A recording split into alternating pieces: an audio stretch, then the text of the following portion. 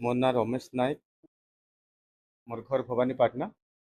ଆଉ ଏ ଲଙ୍କାଗଡ଼ ମୁଭିର ପ୍ରଡ୍ୟୁସର ମୁଁ ଅଛି। ଆଉ ସମସ୍ତେ ମାନେ ରାବଣ ବୋଲି ମୋତେ ଜାଣନ୍ତି, ରାବଣ ବୋଲି ଡାକନ୍ତି ମୋତେ।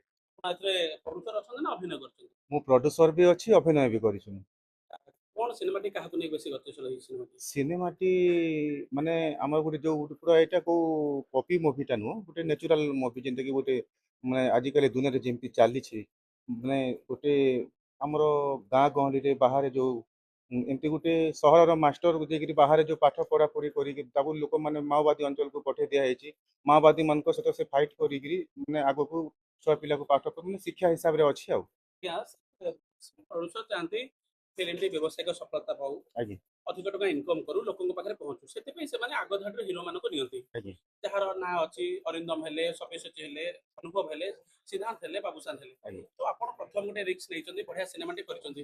ଆପଣ ଚାହିଁଥିଲେ ତ ଗୋଟେ ଆଗ ଧାଡ଼ିର ଟ୍ରେଣ୍ଡିଂ ହିରୋ ନେଇ ପାରିଥାନ୍ତେ। ଗୋଟେ ନବାଗତ ହିରୋକୁ ଆଜ୍ଞା। ସିନେମାରେ ନବାର କଣ ଜଷ୍ଟିଫିକେସନ ଥିଲା, ମାନେ କଣ ଭାବି? ଦେଖନ୍ତୁ, ଆପଣ ଯୋଉ କଥା କହିଲେ ଠିକ କହିଲେ, ବାକି ମୁଁ ଚାହିଁଲି ଯେ ସମସ୍ତ ନୂଆ ନୂଆ ଲୋକକୁ ନେଇକିରି ଗୋଟେ ସିନେମା କରିବି। ମାନେ ଏଇଟା ଗୋଟେ ମେସେଜ ଯାଉଛି, ମାନେ ସମସ୍ତଙ୍କ ପାଇଁ ଗୋଟେ ମେସେଜ।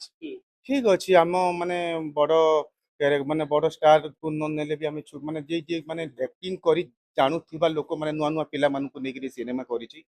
ଆଉ ଆଶା କରୁଛି ଯେ ଏଇ ସିନେମା ଯୋଉମାନେ ବି ଦେଖିବେ ବହୁତ ପ୍ରଶଂସା କରିବେ, ବହୁତ ଭଲ ପାଇବେ ବୋଲିକିରି ମୁଁ ଆଶା କରୁଛି। ଆପଣ ଭାବୁଛନ୍ତି କି ଗୋଟେ ପ୍ରକୃତ ହିରୋ ହେଲା କନସେପ୍ଟ, ୟା କଣ୍ଟେଣ୍ଟ ୟା ମାନେ ୟା ହିରୋ, ୟା ମାନେ ଆପଣ କଣ୍ଟେଣ୍ଟ ଆଧାର ହିରୋ। ହଁ ଆଶାବାଦୀ ଅପଟିମିଷ୍ଟିକ ଅଛନ୍ତି, ସିନେମାଟି ବଢିଆ। ହଁ, ପୁରା ପୁରା ମୋ କନସେପ୍ଟଟା ହିଁ ହିରୋ।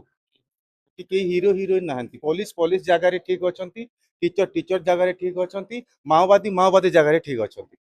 ଲୋକଙ୍କ ମধ্যে ଗୋଟେ କନସେପ୍ଟ ଥାଏ ଯେ ମାଓବାଦୀ ଆକ୍ଚୁଆଲି ସେମାନେ ଖରାପ, ସମସ୍ତଙ୍କୁ ଆକ୍ରମଣ କରିବା ଥାଏ। ଏ ଫିଲ୍ମଟି ବାର୍ତ୍ତା ଦବ ଯେ ମାଓବାଦୀଙ୍କ ମଧ୍ୟରେ ଗୋଟେ ହୃଦୟ ଅଛି। ମାଓବାଦୀ ମାନେ ଖରାପ ନୁହନ୍ତି ତ, ସେ ବି ଗୋଟେ ମଣିଷ।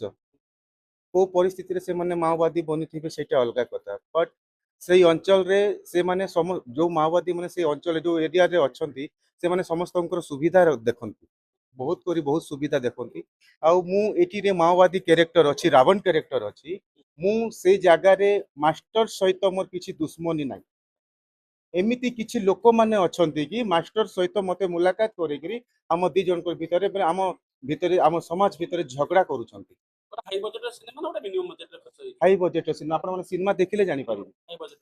ଆଜ୍ଞା ଆଚ୍ଛା, କିଛି ସଂଳାପ କହିପାରିବେ କି ମନେ ଅଛି? କାରଣ ଆପଣ ବଢିଆ ମାନେ ଭଲ କହିବେ, ଆପଣ ଗେଟ ବଢିଆ ଅଛି, ତ ଗୋଟେ ସେମିତି ଗୋଟେ ଭିଲେନ କନସେପ୍ଟ ଗୋଟେ। ସାର୍, ହଁ, ମୋର ଗୋଟେ ଡାୟଲଗ ଥିଲା, ଓକେ। ମୁଁ ରାବଣ, ଏଇଟା ହଉଛି ମୋର ଲଙ୍କାଗଡ଼।